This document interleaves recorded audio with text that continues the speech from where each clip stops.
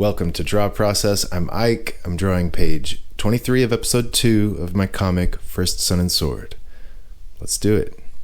This is the start of Sun having conflict with the men in the town that are searching for him and Sword and Farah.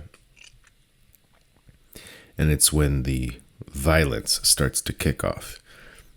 I do like the action, and I like having it be meaningful, having some things communicated in it rather than just pure action. So there's going to be opportunities here for Sun to have some facing his fears, have Farah change her perspective on Sun. I established that earlier in this issue, that she is very kind of cruel to him and does not see him as an ally at all or trust him at all. And this is going to change her view when she sees him in action. And later when she's in more of a fight, she'll have some growth opportunities there.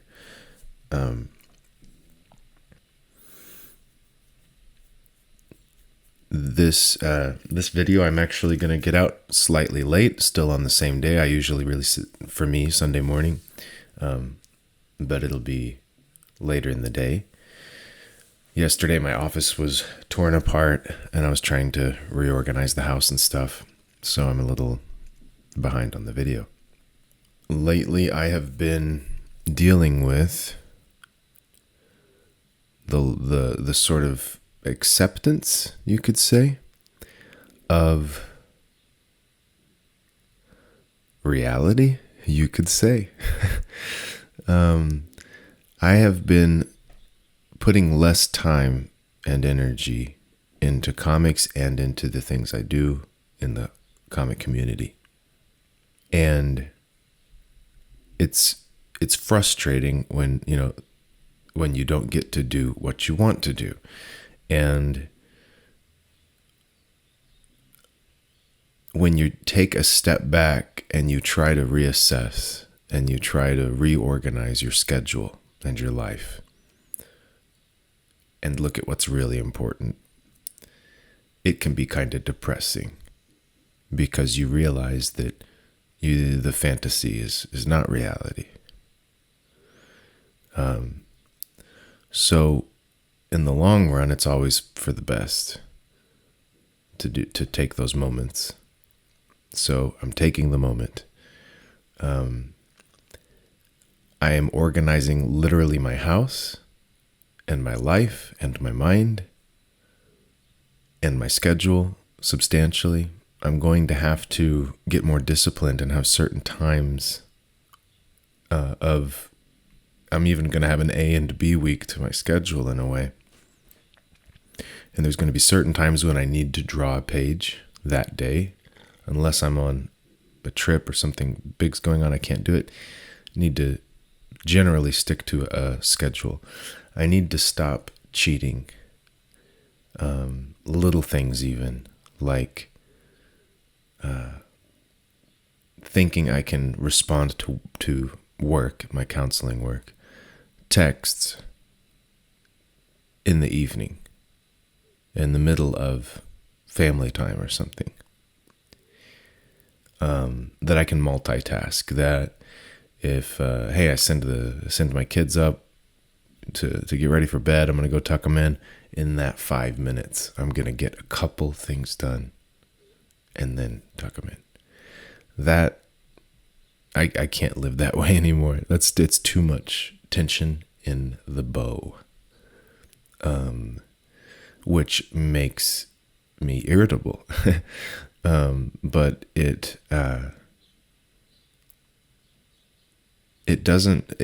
not necessarily increasing output and productivity in the way that it needs to. Like, it's one thing to increase your output as a machine.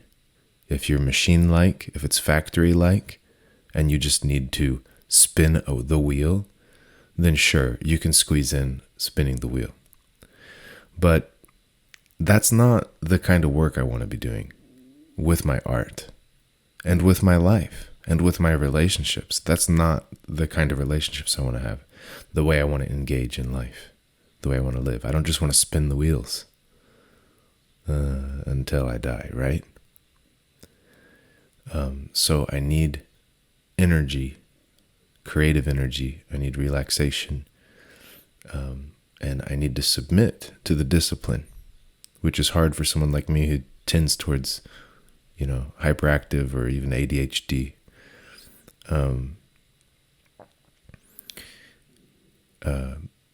To submit to the patience and discipline, to follow the schedule, let things unfold. I'm not in control of everything, I can let it unfold. And it's not like I'm not going to be able to keep making comics. I mean, I've maintained releasing a video every week for over a year now. We're going on 2 years. I can't believe it. But working towards there, I think in November. And I've been, drawing a comic page, at least one every week. I missed a week here or there, but I would do 2 on the off week. And it looks like I'm very disciplined from the outside, perhaps. But my output is consistent, but it's not the same thing as being disciplined.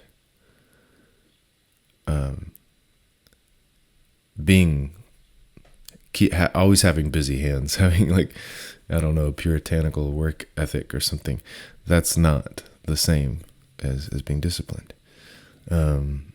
My life is a little chaotic.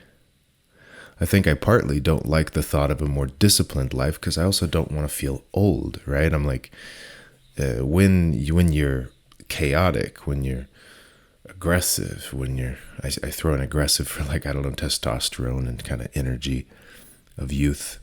But when you live like that with this flexibility, maybe it keeps you on your toes. But it's also like it's Never Land. It's like you feel like young, but you're constantly in the present. You're not. And you lack an identity or a life because it's just spinning wheels. So commitment. That's part of this too.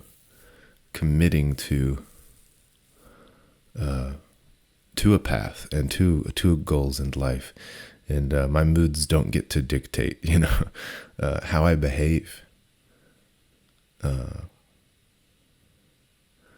I get to submit and give myself to a vision, and so there's hope.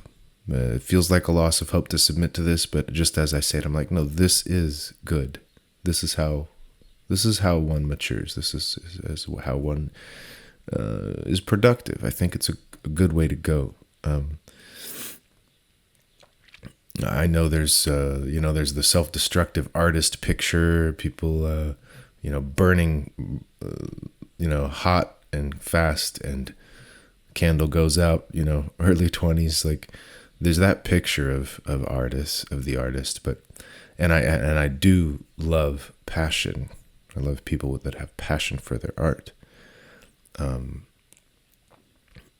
But it's not my path. Not quite. I mean, I want to be passionate, but within discipline, within a life, long-term oriented. Thinking about the comic work I'm going to be producing in 10 to 20 years.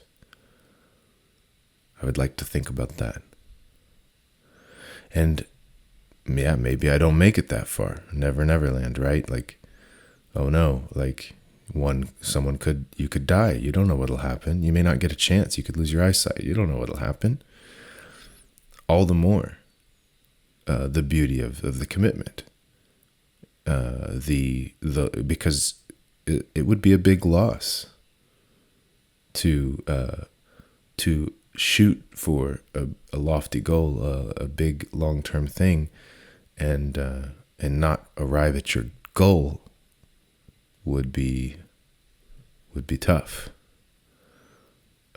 But that's what we all love that. We all praise that, the person who runs really hard in the race and trains and gets second place. We still, we value that. That, I think we can all relate to that. That is a life well lived, right? So, I can see my art is continuing to develop. It's continuing to grow. Using the G pin, the nib, instead of a micron pin, has been a real a change for me. I'm continuing to move toward drawing from my imagination, drawing like in a way with less construction of the page in mind and more going organically. And the art itself looks more organic.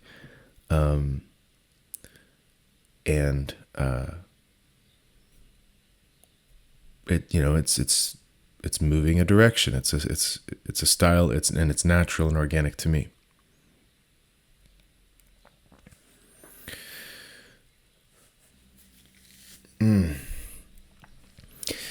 Yeah, so I'm participating in an unfolding of what I will be able to do to living out an attempt at bettering, an attempt at creation. And that's great. So, yeah, maybe that's that on that topic.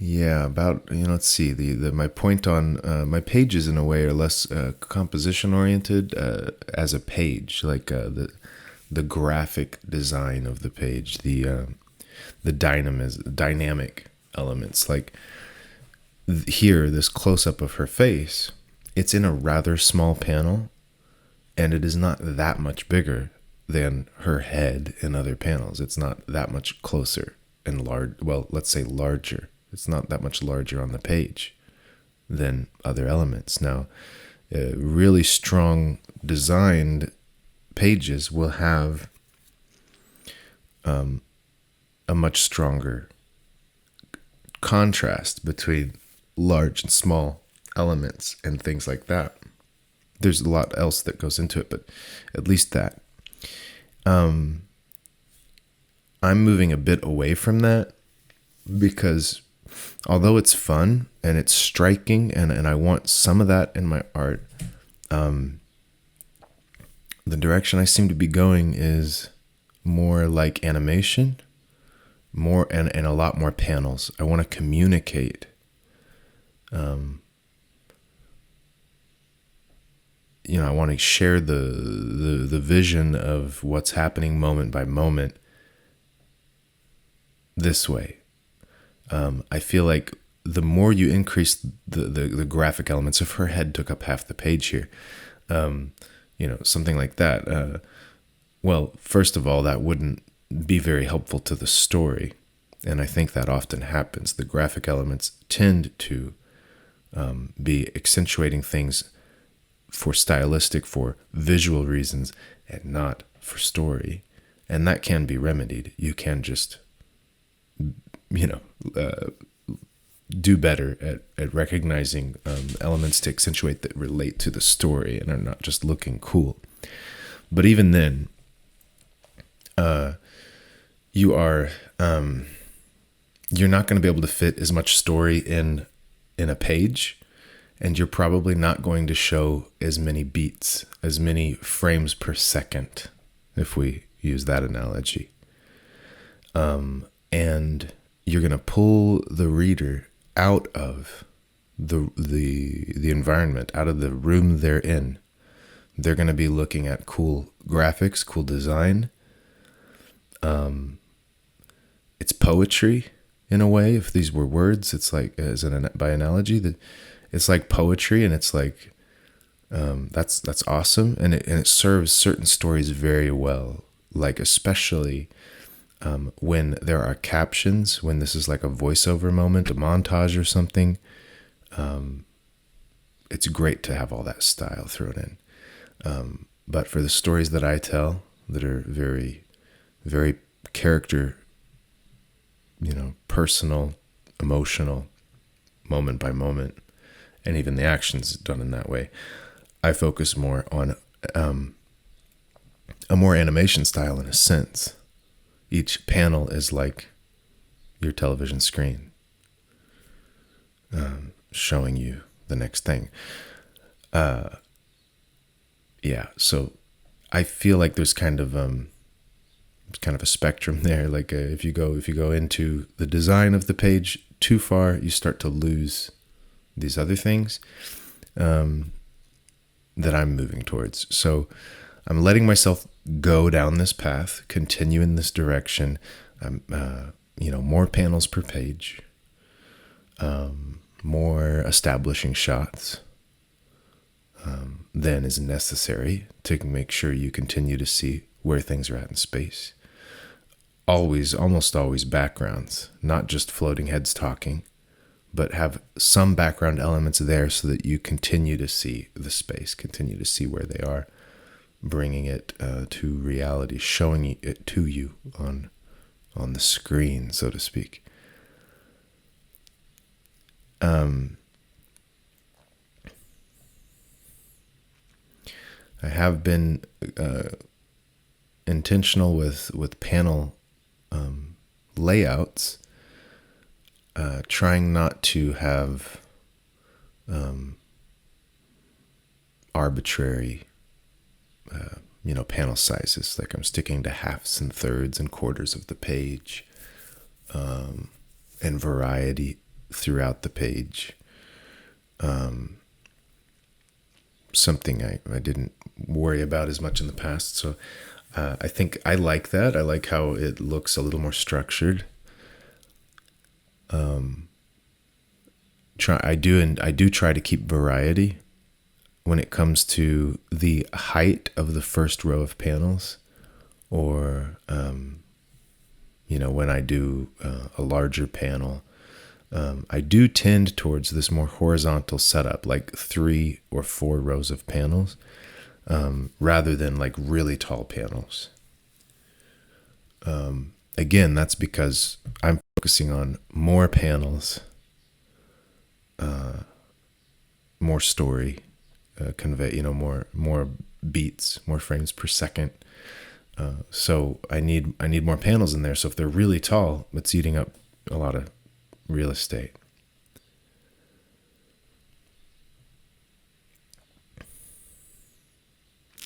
In the past, I would tend to throw more things in shadow than I'm doing now. Now that I'm using this G Pen, I'm also kind of drawing with it, even if the pencils aren't super clear yet. I'm finishing them with the pen and kind of building the drawing out. Sometimes adding a little more shadow, like under the nose right there, or on the face, just as I go. It feels organic, feels nice. But in the past, this kind of goes back into the graphic elements of the design of the page. This door that the guy's hand is on, that he's holding open, that little strip of it on the left, I would have left it completely in shadow, and to some degree within his cloak, where his hair is. More of that would have been just left black, because it's easier to draw. Like, it's faster, less lines, and it does read easier too. But I'm moving away from that to a degree, because it doesn't take very long, especially with this tool, to just throw in a few scribbles that convey wood grain, for example, on that door. And so even though I'm going to put a lot of black on it, it's not simply dead space. It's not, it'll convey a bit about the material that it's made of. It'll appear as part of the drawing rather than an empty space. So, I am moving that direction. I see myself doing this with shadows a bit too. If I do draw shadows, like off of the characters here in this middle panel, there's more of kind of a zigzag. There's more of a scribble to it, less of a solid blocky shape. The solid blocky shapes, they're easier to draw.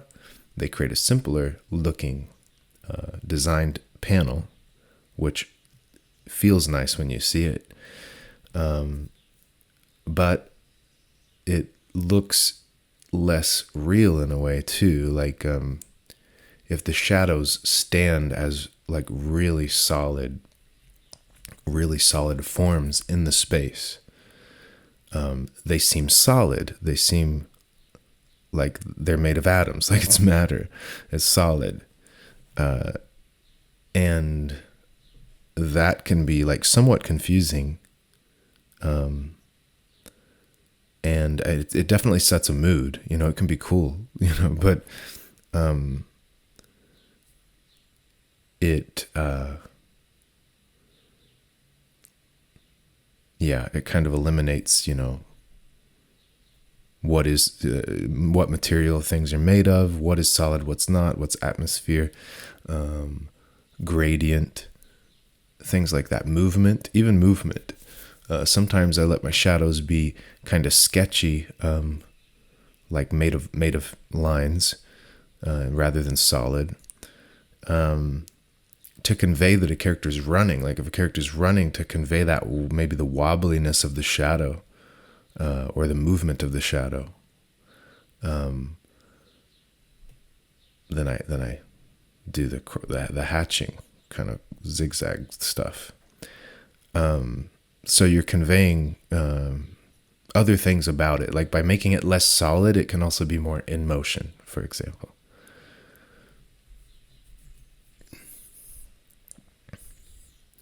When it comes to the placement of my shadows, it is, I tend to think of things as not having a single light source. And I definitely think of tangents. I want to avoid tangents, and I want to help make sure that the depth is clear, the planes, visual planes are clear. So I do think about the weight of the shadows at different plane depths. Here with Sun's face on this panel on the left, I threw a shadow on the left side of his face and hair. Now, underneath the table behind him, there was some shadow. There's baskets and junk down there, apparently, loosely scribbled in. But you'll see the shadow under that table to his right, to the left of the panel, but not on the other side, so that it doesn't distract from his face, that it make his face not stand off of the background as much. Now, the placement of that shadow, what I was actually thinking, which it doesn't show, it doesn't convey very clearly, but what I was thinking was that this man in front of him is blocking the light, is casting a shadow on him, on his left side. So, I'm imagining the environment. I'm imagining like where light's gonna hit, and then I'm thinking of where it will help separate visual planes and so on. And then I go with it. again, not with just one light source in mind. So I'm conveying form. There gets to be more variety, more nuance, more freedom to shade however I want to. But I do keep in mind usually a primary source and a direction for shadows, especially outdoors. Like, I do actually keep in mind if they're facing this direction, fighting someone facing the other way, that the shadows move. I mean, the shadows maintain the angle from the sun. That's something I keep in mind. I probably keep it in mind more than I need to. But in these indoor spaces, there's multiple windows and light sources, so and shadows and such. I forgot to mention, I set up a new light, an LED light, and apparently the frequency on it matched with this camera setting is like creating this wave of light effect. I would love to fix that without having to replace the light. I haven't researched it. If someone knows what to do, you tell me. But I use a GoPro, so I don't know how many settings I have there. But yeah, sorry about that kind of wave of shadow that's going over this video. I've added a second light that's at a different frequency, let's say. So hopefully it balances it a bit without me having to make any other changes. We'll see in the next video, I guess, or the one after that, actually, because I recorded the next one already. So when it comes to my character designs, I make them up on the page almost always. For what these guys are wearing, I considered what I had the guys wearing that visited the palace in the very first or second page of this issue. When the man stuck his face through the doorway, I just tried to picture like someone that looks very gruff and unique, and for his backup guy, same thing. I think actually on page 22, very roughly drawn in the background is these guys walking towards the door, like they're outside, seen behind the girl here. Yeah, not clearly shown, very small, but it's implied that one of them has a goatee, at least a goatee. I didn't go with that once I got here, so sometimes I forget continuity, but yeah, this guy is a unique looking guy. There's character. You feel like he is important. He is someone. His dead eye with his scar, his clean shaven face that's got real defined features, and his hair and stuff. There's bringing the world to life. That's great, but I try to do it from imagination. I try to just feel it in the moment. Who would greet me at the door? Almost like, I guess, how my mind would generate people in my dreams.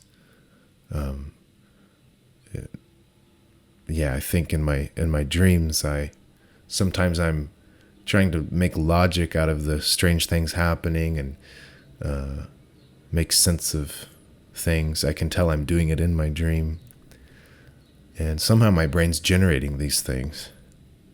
I mean, I guess theoretically, the people in my dreams and stuff. So it does kind of feel like that. It feels like trying to tap into some intuition, some unconscious thing.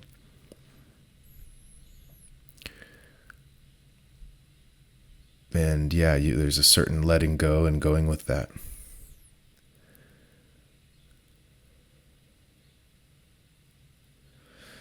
And we are almost done. I'm going back through, taking a second look to finish out any shadow work I want to throw in with the brush pen. This Pentel Pocket Brush, I do like it because it flows very easily. And you never have to fiddle with it. It just flows till it runs out, and then you replace the cartridge.